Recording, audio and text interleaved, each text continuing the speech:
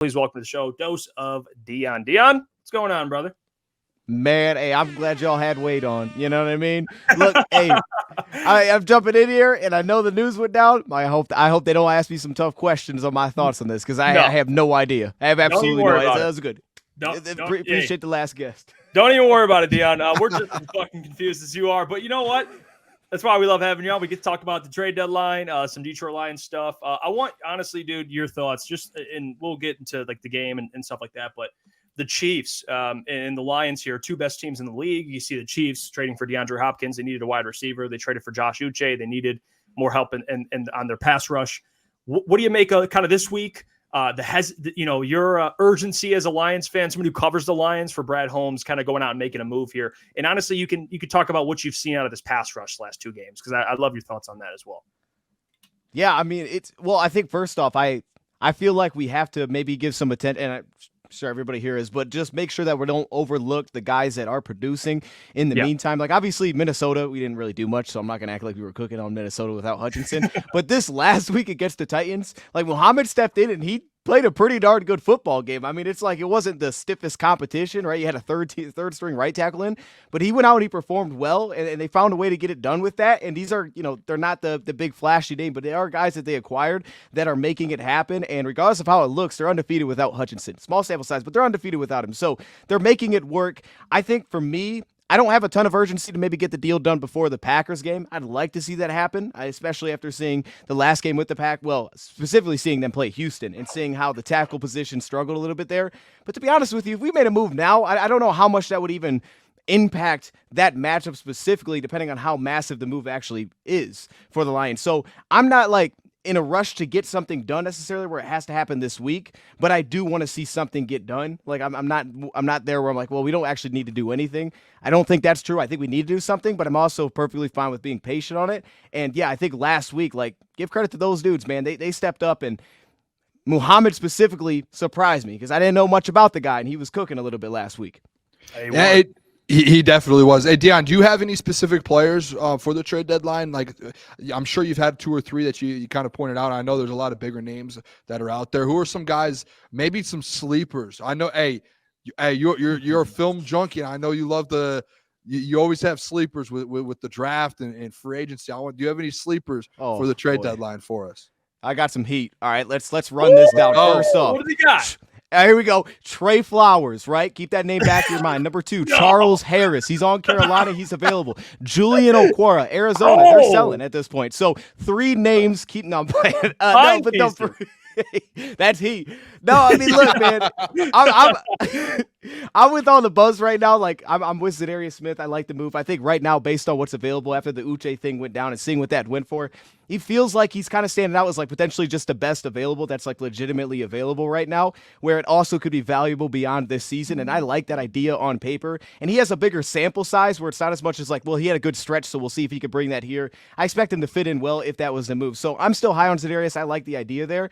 But a couple of guys, man, I think he kind of came to light for everybody last week. Arden Key from Tennessee. I think he's an interesting option. You look at his contract, going into the next season, he wouldn't probably be like the opposite of Hutchinson, but he still could have a valuable role next season as just like a third down specialist, depending on what happens here with Houston. So I like Arden Key still as a potential idea because I don't think it would cost very much. Just today, I'm trying to dig for the names. Kayvon Chason just caught my eye a little bit. Not to the point where it's like, okay, you can give up anything more than a 7th round pick, but I think it's interesting when you look at where that team is at. They have their starters back with the Raiders, and Kayvon Chason right now has kind of stepped in as a free agent signing during the season that's performed pretty well. So I think he's another interesting kind of under the radar option. I'm trying to make sure I'm not missing anybody obvious here, but for me, I think Za'Darius Smith is a clear cut. Like that's probably the guy you go after right now if you're looking for sure you're going to get a game changer. And then it's kind of like, do you take a couple of little swings potentially? Will they take a swing? Could they make like a Donovan Peoples-Jones type of trade, or does this have to be like we know what we're getting? And I feel like it's going to have to be a little bit of we know what we're getting, and I think Za'Darius checks that box. And Dion, we'll go down a hypothetical here. Detroit Lions, okay. I mean, at least me and you probably agree. I don't know about the rest of the chat. The Lions right now are the best team in football. What's your confidence level as far as winning a Super Bowl if Brad Holmes and the Lions do not make a move, or if they make a move, it's similar to like the Isaiah Thomas, where it's not anything that's moving the needle? Where does your confidence line for the rest of the season Super Bowl-wise? Yeah, it's such a tough one, man, because if we don't make a, it's like it'll be game by game, right? You'll play teams with great tackles and you just won't feel the presence like at all from that position outside of just occasional blitzing, it seems like. And then you'll play teams where they're kind of average or maybe they have some backups in. It's like, all right, we did some work on those guys. And then obviously once you get to the playoffs, when it comes down to a lot of teams aren't even healthy by that time, maybe you do get by. Maybe you match up right and it works out well for you.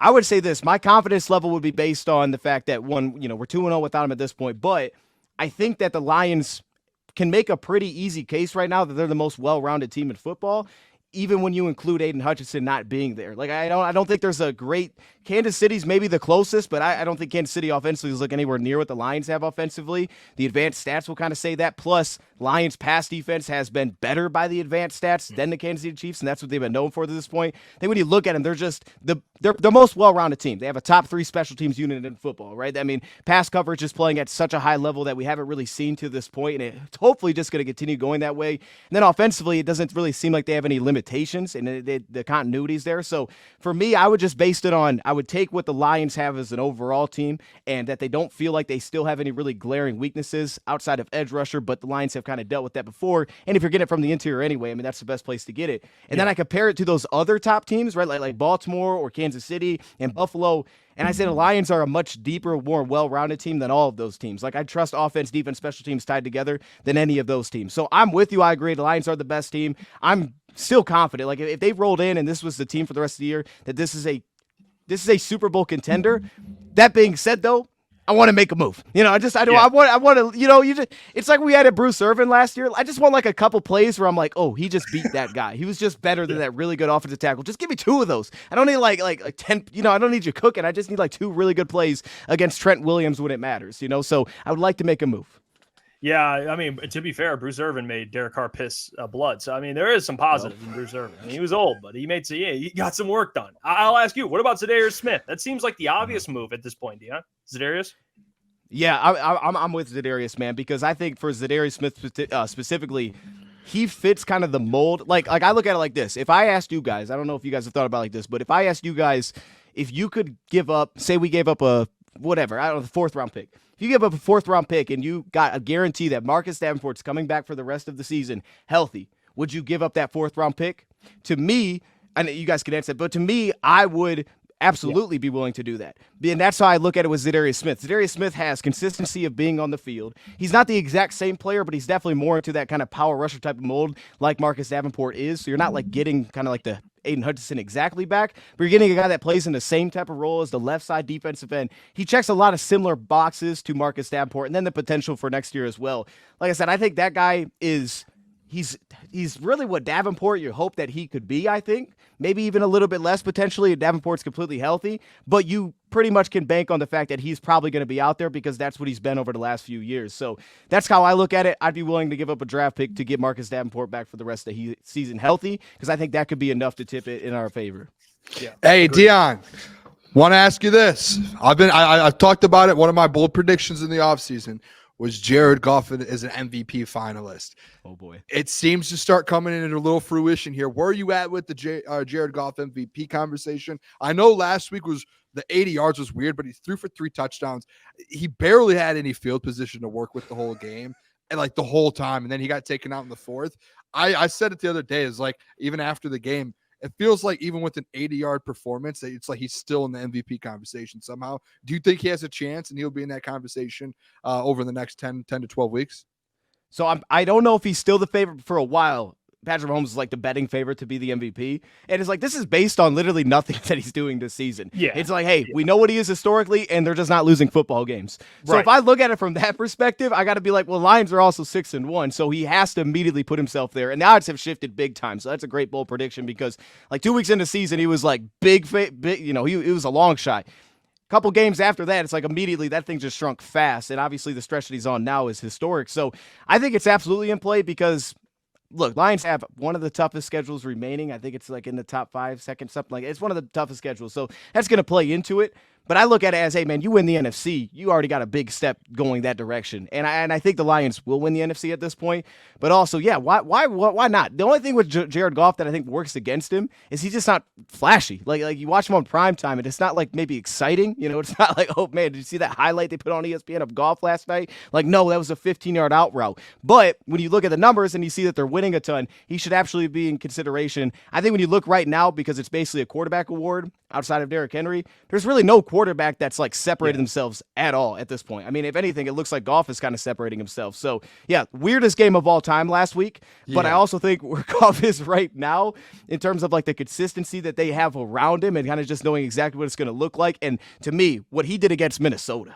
All right, what he did against Minnesota after what they did last year to Minnesota, it was like, oh, man, okay, that's Brian Flores. He's had some problem with him, and then he just cooked him. But it's like they're a little bit better this year. Maybe it won't be the same. It was basically the exact same thing. Just run it back. Like this defense, if we're being fair here, and all these, whoever's making the talks about whoever votes on this, you got to look at it from perspective that C.J. Stroud was seeing goats against the Vikings, right? He didn't know what was going on. Brock Purdy was lost. Goff goes out there and just lights him up. He's the first person to do it on the season. So, that's Ben Johnson. We know that. Offense fine, all those things. But from Goff, it's not the flashy, it's the results, and the results are right there for him. So I think he should be the favorite right now, and I love that bold prediction. That's beautiful. And kind of a two-parter here, Dion. We talked about the matchup last week with Tennessee, how it's weird. But looking forward to this Sunday against the Green Bay Packers, obviously a very important matchup. I think outside the Minnesota Vikings, the biggest game of the year. It's up in the air with Jordan Love and Malik Willis. So my first part of the question is, would you rather face Jordan Love, who you have tape on, or Malik Willis, who is definitely not the quarterback that Jordan Love is, but he's one, because I think it's hard to game plan for a quarterback you don't have much film on. And two, how do you think this unfolds compared to the other games? Because outside of Matthew Stafford, if you want to consider Kyler Murray elite quarterback, you can do that. I'm not going to hold you. I don't think he's necessarily elite. He's very good. But I think Jordan Love is an elite quarterback. What do you expect this defense to look like now that there's a legitimate offensive head coach, quarterback, running duo, and wide receivers that the Lions are going to have to face this week? So this is a weird one for me because the first part of that question is I'd rather face Malik Willis as of now. I'd rather face Malik. But the problem is I think when Malik's out there, you just see how much they expand their run game and and they're just like kind of forcing it. Like we're going to have to use our receivers, and all of their receivers are great with the ball in their hands, from Melton, the Reed, the Watson, they're all great there. So the run game just expands a ton, and they've always had a really good offensive line that's just consistent every season. So I think that's the biggest threat there is that it's going to expand. But I think in a 60-minute game, would rather have to deal with Malik Willis, believing that our offense can put up 24-plus points in a game like that, and that the more often I have to put him in a situation where it's like you got to win from the pocket, you got to win there, that more often than not, the results are going to swing our favor versus Jordan Love, where I think Love, obviously he's throwing the ball to the other team, but he also has that ability where it's like the best coverage doesn't matter at times. Like it's just that the ball is incredible, it's great placement, and the receivers just light it up at times. So I'd rather face Malik. But I think the weird thing about this is coming into the year, I thought that we matched up best with the Packers in the entire division. Like I hope Jordan Love plays, to be honest. This was the game that I wanted. Hopefully he's healthy, but this is the game I wanted to see because I think that, to your point, Jordan Love, I think he's a top quarterback, and he's a problem. Like Jordan Love at his best, you don't want to see that guy. I get the interception, but you don't want to see him at his best. That being said, I want to see this defense against Love because I saw last season when the Lions could just sit there and man, and it wasn't about these windows that they would hit, and these guys had to go win a one-on-one, right? These receivers that we like, but we don't all think maybe there's a true number one. When they had to just go win, that's when we started to see things get a little inconsistent. In that second game that they beat us on Thanksgiving, I think it was like 50% completion percentage against man in that game. I think that this defense is built to beat a team like the Packers and beat the weapons that they have. I love how we match up here. I like how we match up here way better than I do against Chicago. So I'm pretty confident going into this game that our defense is going to have a heck of a performance regardless of who's that quarterback. I guess the only thing there is that Malik Willis could shake it up because now it's less about that and more about his legs. But I'd rather see Malik Willis, I think, at this point. Yeah, you mentioned the Bears. The NFC North, in general, is a very good division. I mean, you could argue the best division in football. What do you make of the NFC North now? Every team's above 500. I mean, every team at this point is kind of in the playoff picture. What do you make of just the strength of this division? Maybe your preseason thoughts to kind of now. Yeah, I mean, the Chicago one was a I feel bad for Chicago. Then I kind of don't. After you see the clip of it was pretty hilarious to see him like waving to the crowd like that. That was amazing. It's like at first you're like, dang, that's very unfortunate. But then you see it back like, yo, he's doing way too much. So I thought coming in, Chicago would be second in the NFC North. I think it's still on the table. I would say the biggest thing, and we'll have to see where this goes. Vikings just made a nice trade, it looks like, to go get some tackle up because that was that felt like their Hutchinson loss. Not to the same extent, but not very far off for them. But I thought coming into the year, Vikings would be last. Obviously, they've completely outperformed my expectations, so I'm not going to be right on that. No chance. That being said, though, I still think they're going to finish last in this division. Like, I don't think they're going to be anywhere near what I thought record-wise. I think they're the worst team in this division. I just don't trust Darnold when they have to win. And we still haven't seen a great sample size of Darnold playing from behind. I don't trust Darnold really that much at all this season. Like, I think he's good, but I just don't think he's great. I think he misses too many guys downfield. He forces the ball at times. So I think they're a good team, but I think to what you just said, like, the NFC North is so loaded. The question was about the Bears, and I would say confidently I think the Bears have looked the worst, at least offensively. I don't think Caleb's really looked that great at any point this season unless they played terrible teams. But their schedule also lays out where it's like they're probably going to just rattle off a lot of wins because of who they get to face. So I think the way this will shake out is, we're going to win this weekend. We're going to beat the Packers, and they'll drop back down. The Vikings will end up finishing last, and I still think Chicago is going to slide up to that number 2 spot, and I could very easily see us getting 3 teams in. It's crazy, right? I mean, we've seen a couple weeks where it's like all teams would be in the playoffs. I think we get 3 in, though, this year. Yeah, and Dion, I want to just throw out there the secondary that we've seen here with the Lions the last few weeks. Obviously, I think all of us would agree. I think you would just kind of the best safety duo in the NFL right now. But then also the corners that you have going with Terrion and Carlton. What are your thoughts on how, especially like Terrion, is a rookie, has performed the last few weeks? Where are you at with that? Because I know like the Calvin Ridley thing, the first 2 quarters was absolutely nuts. And I know there are a lot of Lions fans out there a little worried about that. Just being like, hey, like that, is that going to get fixed? What's happened? And then I know early in the season, all of the flags. Where are you at with the secondary, and especially like a guy like Terrion Arnold going forward? I mean, look, first off, my man said I got to slow down for his ears. I apologize, LTO. Hey, I was a little fired. Hey, it's good energy. Every time it's good energy when I'm on here. I love the energy. Man, all right, so let's do this, right? With Terrion Arnold, it was weird, though, because the last 2 weeks I thought, like, oh, Terrion's going this way. Like, it was after the Seattle game. I was like, this guy's trending up. And then the game against Minnesota I thought was the best that we've seen, from him this season. And then to your point, he deals with Calvin Ridley, and it was like, okay, that's a top-tier route runner that just hasn't had any kind of quarterback situation this season, and he's just giving him opportunities. And this guy is a vet, and this guy hasn't seen that. He hasn't seen what we're getting here from Calvin Ridley, and he was cooking him left and right. That being said, Westbrook also had some success, but those were more so contested. He's got to get better, I think, dealing with some of these slants. So the slants, I hear it's the hardest, route to cover for a young corner is a slant. And he's got cooked on a couple of those. That being said, though, Westbrook, you got contested grabs coming in. I think the point that you made at the end is the most important, which is we're not seeing flags. And I think, you get the receptions, and obviously maybe that can cloud and make us forget that. But the fact that he's not getting flagged anymore, I think says a lot about the player. Like, we see the mental toughness through a game, right? To bounce back. Even last game, he had a big pass break for us. We've seen that. We've seen the kind of ball hawking skills that he has where he's just kind of a freaky athlete when the ball gets up in the air. But I think it's the fact that he has pulled back those flags that shouldn't be overlooked. And to me, Terrion Arnold is still, I think, trending the right direction. He just got matched up with one of the best in football. Hopefully that's not the case all the time going forward. That's why Carlton's here, so that's not supposed to be the case, but it was last week, and he got cooked. But after the first quarter, we didn't really hear from him again, or really the first half. We didn't really hear from him again. So, yeah, last week was rough. Last week was a struggle, but I'm definitely not down on him because I thought coming into that game he was looking the best that he had. And I thought for Terrion, it's this. I think for Terrion, it's just about it's seasoning, right? And it sounds like a basic way to put it, but truly like feeling like the route that's going to come by the situation that you're in. When they run this motion, what leverage are they actually trying to create here so that I can play off of that? It's almost like the expectation for what's coming my direction. It feels like that just has to get to a different level in the NFL because it's like you're just not going to win as you were a great athlete that gets in and out of these breaks extremely well. Because even when he did, he still got beat last week. So it's like you have to have an ability to get a step ahead of these plays. And I just think going against a guy like Calvin, he did not have that ability to get a step ahead of plays. But I thought going before that game, he was. I thought Minnesota, he was showing that. And I think that's why you're getting less of the flags because he's not grabbing at this point. He's leaning more on his athleticism and his anticipation rather than panicking and grabbing guys. So I'm very high on Carlton. Not Carlton, Terrion. I think your whole question was about the secondary, though. I apologize. I just started talking about Terrion. I don't even remember what the question was, to be honest with you. Could you remind me what was the question? I know it was about Terrion and just how you thought he would do kind of moving forward. So I think you're spot on there. Hey, Dion, you're killing it, man. Let's go. You got a percentage of the question right. I got about 80% of that question right. The rest of it, just forget about it. It didn't happen. Yeah, I mean, look, hey, you said that the best safety duo. The Packers had something to say about that for a minute. They were like, hold up, our safety duo is a problem. Look at Xavier McKinney. We're about to find out this week. That's why I want to see Jordan Love. I want to see him throw some picks to the safety unit so we can just kind of end that, because clearly what Brian Branch is capable of has made our defense incredible. Here's what I'll point to. The one thing, red zone defense. Goes back to last year in the playoffs against the Rams. When we got healthy at the safety position, and all of a sudden you didn't know who was going to blitz, and you didn't know if the safety was going to man up the slot because he's capable of doing that when CD Deuce was playing. And all of a sudden you carry that to this year, and it's like anytime a team, I don't know why the Titans threw it 4 straight times. Still don't understand that at all.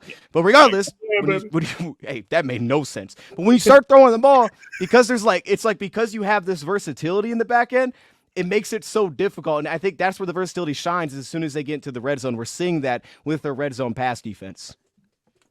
And Dion, we just talked about a whole lot of Bama. We talked about Calvin Ridley, Terrion Arnold, Brian Branch, Xavier McKinney. But we haven't brought up the best Alabama Crimson Tide member in the NFL, and that's Jahmyr Gibbs, baby. And he's been on a tear the last couple of games.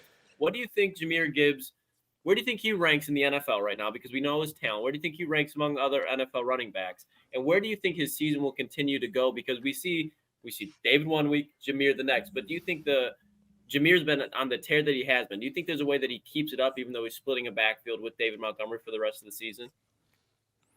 I'm trying not to sound crazy with this quick, because it's so tough, because it's like, I feels like you say one guy, you're like, oh, you don't think Montgomery's that good? Like, no, Montgomery's a dog too. Yeah. Here's how I'd say it. Behind Derrick Henry, I think maybe CMC because he's not here, but because he's not here, let's just not count him. That's fine. We'll just ignore him. I'd say he's the second best running back in football then. I mean, to me right now, but because if I'm looking at a running back and I got to go against the opposing team, right? You could look at Alvin Kamara. That's fine because he'll catch the passes a little bit more, and we've started to kind of implement that a little bit.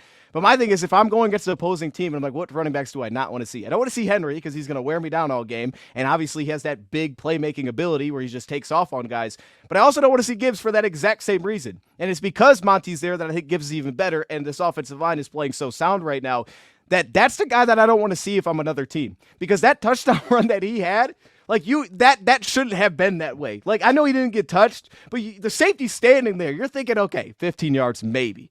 It was like a half a second. The dude was 5 yards behind him, and he just started jogging. He just started jogging. You just don't want to. It's almost like the Chris Johnson kind of vibes. Like, you just don't want to see that guy because it only takes one to change a game. And in the NFL, it really only does take one. We're scoring in the 20s. So I'd say he's number 2 right now. I think he's got I don't know if the stats would say it on the season, but it's like over 5 yards per carry now for like 6 games straight. I put him number 2. Yeah, he's a sicko. I mean, that's what he is. He's an absolute sicko. Yeah. We appreciate you, Dion. We kept you a little over than what I told you. But you know what? You're preaching there. Appreciate you as always. You guys check out Dion. He continues to cook. Dion, we'll talk to you soon, my friend. Appreciate you. Man, I appreciate y'all, man. Hey, thank you guys for having me. Hey, I'm glad we were able to do this because it's been a minute. There was a little bit of gap there. But now, hey, football season's over. We're locked in. I appreciate you guys having me, man. Get you back on soon, Dion. Man. Keep crushing. There you go. Dose of Dion. Hey. What's going on there? It's Jeff Iafrate. Appreciate you for finishing the video. You can check out one of the videos here suggested or show support by commenting, liking, and subscribing. And buy your merchandise, FisherCTSports.com.